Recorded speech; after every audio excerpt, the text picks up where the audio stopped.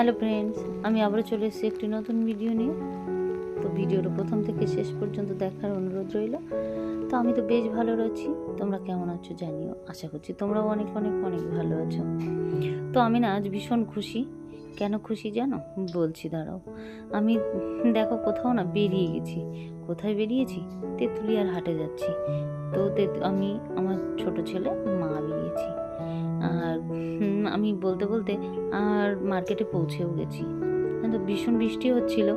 তো বৃষ্টির জন্য আমি আর বাইকটা আনতে পারিনি, স্কুটিটা। তো আমি অটোতেই আসলাম। কী করব, স্কুটিতে আসলে একটু সুবিধা হয়, মালগুলো হাতে করে নিয়ে যাওয়া লাগে না, আর তোমার যেতে আসতেও সুবিধা হয়।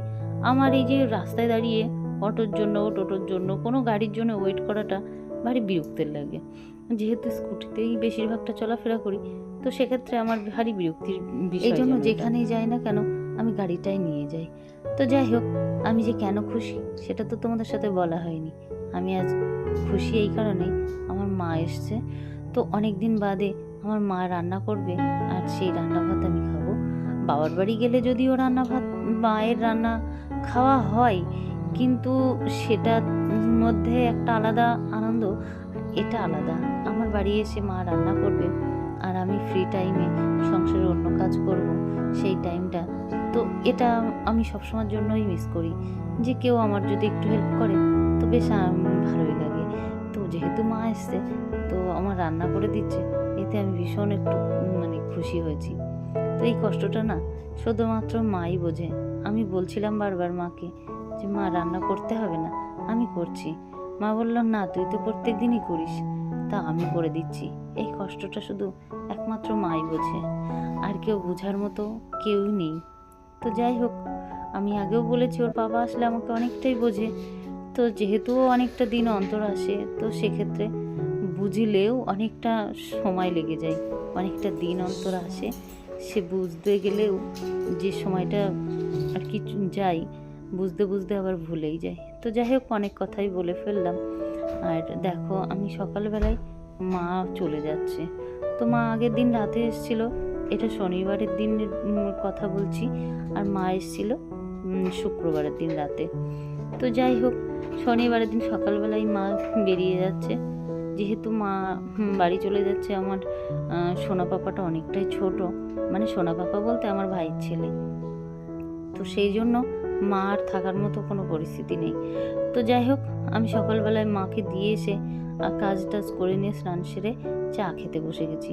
তো চাটা করে নিয়ে চা খেয়ে ছেলেদেরকে চা দিয়ে ওরা পড়াশোনা করছিল, আর আমি আবার একটু রান্না করে নিলাম। তারপরেই হাফ রান্না করে রেখে আমরা চলে গেছিলাম ভোট দিতে। তো ভোট দিতে গিয়েছিলাম, দেখো আমাদের এখানে আজ ভোট। তো আমরা যা পাড়ার আরও অন্য আর বউরা আছে, তো আমাদের পাড়ায় বলেছি, তো জানোই আগেও বলেছি। তো আমাদের পাড়ার বউরা এরকমই, সবাই ফোনে এক জায়গায় যোগাযোগ করে একসঙ্গে যেখানে যায় না কেন একসঙ্গেই যায়, আর একসঙ্গেই করি। তো ভীষণ আনন্দও লাগে, জানো না, যে আমরা একসঙ্গে মিলেমিশে যেন এইভাবেই থাকতে পারি। এটা আমি সব সময়ের জন্যই ভাবি, যেন কারোর সঙ্গে কারোর মুখ কাড়াকালি না হয়। তো যে যার মতো থাকবে, তো ঝগড়া অশান্তি কেন হবে? আমার এটা ভীষণ ভালো লাগে যে সবাই মিলে একসঙ্গে যে থাকার যে আনন্দটা, এটা না যারা আছে তারাই বুঝতে পারবে। তো আমাদের পাড়ার বউগুলো সবাই সবার সঙ্গে খুব মিশে থাকে বা থাকতে চাই। দেখো, একজনের দ্বারাই তো হয় না, উভয় যদি না সাপোর্ট করে, না থাকে, তো কেউ একার দ্বারাই কখনোই সম্ভব না থাকা, টিকিয়ে রাখা কোনো সম্পর্ককে। তো সবাই সবার সঙ্গে ভীষণ বন্ডিং আমাদের। তো যাই হোক, বলতে বলতে দেখো আমি ভোট দিতে চলেও এসেছি। ভোটটা এখানে তো বিএসএফরা ডিউটিতে আছে, তো আমরা ভীষণ মজা করছিলাম বিএসএফদের, ওরা সবাই সেলফি টেলফি নিল। তো আমি আর নিইনি, যেহেতু আমার বর বিএসএফ আর্মির ওই দিকটাই আছে, তো আর্মি ম্যান, তো সেক্ষেত্রে আমার আর যে সেলফি নেবো ওনাদের সঙ্গে তেমন কোনো ইন্টারেস্ট পেলাম না। তো ভিডিও করলাম, ওরা যেহেতু সেলফি নিচ্ছিল তাই। আর আমার কথাটা বলতে গিয়ে হাসি পেয়ে যাচ্ছিল। যাই হোক, আর দেখো আমি তার মধ্যে মার্কেটে চলে গেছিলাম, একেবারে মার্কেটটা করে নিয়েই এসেছি। আর ওরা আমার রেখেই আমি মার্কেটে চলে গেছি বলে ওরা বাড়ি চলে গেছিলো। তো তারপরে আমি মার্কেট থেকে এসে মাছ টাছগুলো কুটে রান্না করে নিয়েছি। তো আজ তাহলে এই পর্যন্তই থাকছে ভিডিওটা। দেখা হচ্ছে নেক্সট ভিডিওতে। ততক্ষণ তোমরা ভালো থেকো, সাবধানে থেকো। আর আমার চ্যানেলটা যদি ভালো লেগে থাকে ভিডিওটা, তো অবশ্যই সাবস্ক্রাইব করে দিও।